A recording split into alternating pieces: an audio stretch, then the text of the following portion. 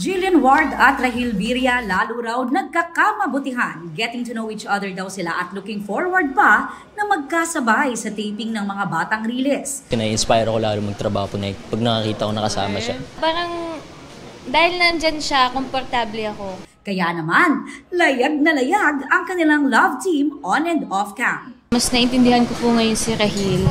Siguro mas may trust na rin ako sa kanya. Parang mas open na rin po ako sa kanya compared nung abot kamay days namin. Papasalamat ako nandito siya dahil marami rin akong naisabi na hindi ko maisabi rin before. At yun, mas naintindihan niya daw ako. Kung totoo ba na may tiwala na siya sa akin. Meron nga! Ano ba ang nasabi na ngayon ni Rahil kay Jill? Ang nasabi ko sa kanya is...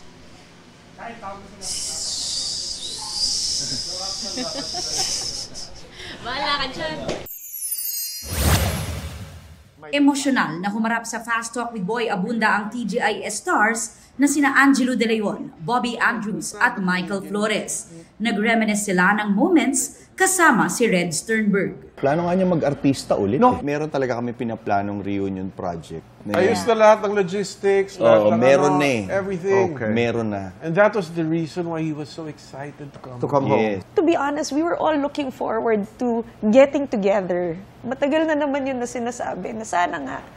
Aubrey Carampel nagbabalita para sa GMA Integrated News. Huwag magpahuli sa mga balitang dapat niyong malaman. Mag-subscribe na sa GMA Integrated News sa YouTube.